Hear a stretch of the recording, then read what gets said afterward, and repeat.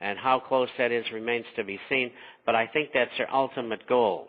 And there's another thing they've got called the Financial Stability Board, the FSB, which is emanating out of Europe. And what they want to do is steal every country's sovereignty by controlling all matters financial. And that's what you saw 2 weeks ago when the administration wanted to give more power to the Federal Reserve, which is a private corporation. It's owned by 12 Federal Reserve Bank and their big shareholders, which are the Rothschilds and the Rockefellers and all these people who are involved in banking on Wall Street. And what they want to do is roll all of the central banks ultimately into one world central bank with one currency. And this is what they're up to. And I've written about this for years, and finally it's coming to a head. And that's why it's so important that the Ron Paul H.R. 1207 becomes law. It's called the Federal Reserve Transparency Act of 2009, and it's to investigate and audit the Federal Reserve. And of course they don't want that to happen, and they got this big list of experts that it would be terrible if we did that.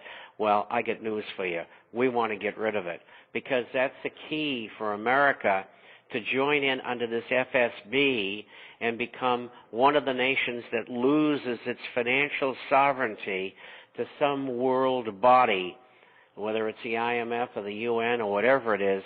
That's what they're up to. And how far is it going to go? You're not going to read this in the major media, I'll tell you that. And incidentally, I spent 28 years on Wall Street, so I know what I'm talking about. Oh, I don't doubt your word. The Marines out here are learning more. I've got a corporal that's advising a lieutenant colonel at the London embassy who basically reads your newsletter and has been giving tidbits to the lieutenant colonel. The lieutenant colonel's asking the corporal, "Where do you hear this?" And he says, "I hear it from Bob Chapman off of the American Voice, off of the Marines Disquisition on the net." And the lieutenant colonel says, "Well, I don't know who's giving you the information, but they're really ahead of what I'm getting." Well, it's true. And we've been ahead of everything. We predicted the collapse in the residential real estate market, the collapse which is taking place as well now in the commercial real estate market. We picked the top of the stock market in April of 2000 and again at 14,100 on the Dow. We picked 6,600 as the bottom number for the time being. That's exactly what it hit. I said we'd have a rally back to somewhere between 78 and 8,500. I was wrong. It went to 87, 8,800. And the rally is over, and it's headed back down again. When, I don't know, but it's going back down. I went and listened to that show. You said 78 to 8,500, but in the latter part of that show, you said 78 to 85, but you also came back later in the show and said possibly it could go up to 9,000, but I doubt it. But it didn't go to 9,000. It went to 8,700. So in my eyes, you were spot on, Mr. Chapman. I mean to tell you, we're exactly where you said we would be 2 years ago, and you reiterated it last year in August.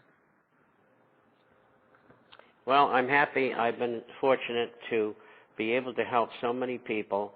I've kept them out of harm's way. I just had an incident where over a year ago, about a year and a quarter ago, I told some people that were investing in a certain investment that was not in the stock market, and I told them I thought it was a Ponzi scheme. Well, about a month ago, all of the funds were frozen. The people can't get their money out. We're talking millions and millions of dollars. And I don't know whether they lost money doing what they were doing or whether they stole the money, but I warned everybody. And I got about over 100 people out of the investment, and I find that there's still about 10 in there who are going to lose something in the order of $10 million. Oh, yeah, it can't keep going, okay? The trust in the money of the United States around the world is almost laughable.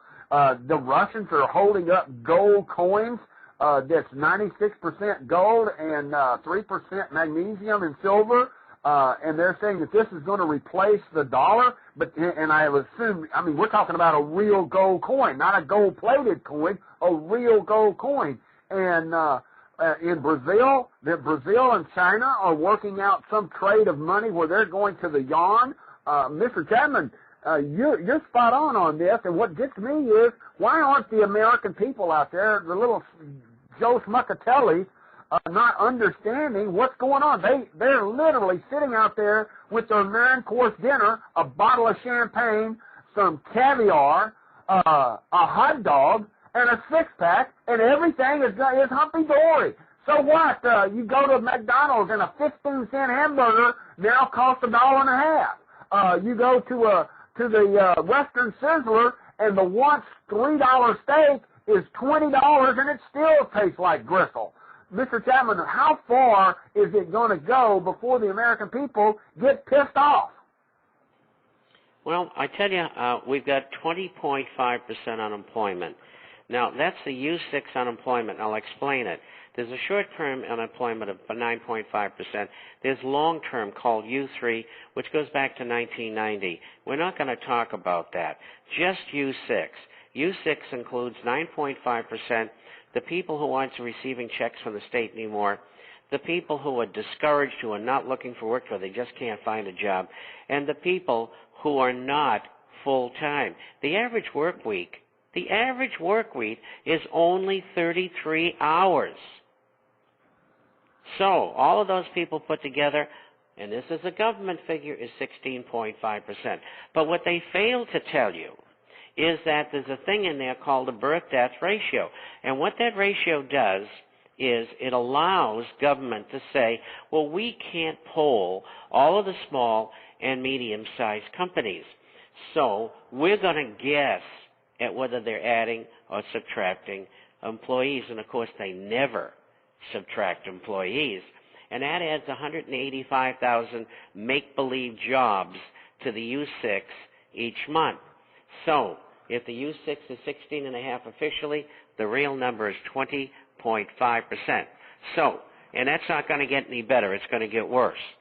And so we have this going, and you're asking what's going to make people do things. They're going to have less money because they're making less money. Inflation is still 9% no matter what the government says, and it is going to get worse because sooner or later, the money that's been lent to the banks in order to fix their balance sheets up, that money is going to have to be poured into the economy because they will no longer be able to hold the inflationary bent up against deflation. And they're going to have to release that money in loans. And when they do, we're going to have hyperinflation. And that'll last probably for 1.5 to 2 years, and then we're going to have a deflationary collapse. And that's the way it's going to happen. That's the way they're building it up. And unfortunately, they're going to create another war. And I don't know where it's going to be yet, but I know they're going to do that because history tells us that. And as you know, I predicted 9/11, didn't know what it was going to be, but I was within 33 days of my call that they were going to have a black operation. Number 2, I picked the invasion of Iraq and also of Afghanistan. Why? Because in 2001, going into 2002, the economy was flat on its back. We were in a deep recession then. And the only way to pull it out was to have another war to distract people and at the same time pour money into the economy that didn't exist and lower interest rates. And that's what they did, and they ran the real estate market up, and they had this bull market in stocks, and now the whole house is coming tumbling down. But they are going to have another war, and I don't know where it's going to be. It could be North Korea. It could be in Iran. I don't know, but it's coming. Mr. Chairman, I'm stationed here in Belgium. I don't mind Druid telling everybody that I'm here in Belgium. I am one of the largest. I'm working with one of the largest Marine Security Guard detachments in Europe, and you were right on with the VAT tax. I date a salon hairdresser, and she is from Germany, living up here in Brussels at the present time with her father, who is in the diplomatic corps. The value-added tax that you talk about, they discuss on the Sunday dinner all the time, and he complains that he's working for less than 50 cents on the hour, 50 cents on the dollar per hour, and is quite frankly, he's upset about it, asking questions about his possible moving to the United States to work in the financial economy advisory job that he is working there in Brussels for Germany for the government. The question he asked, Mr. Chapman, is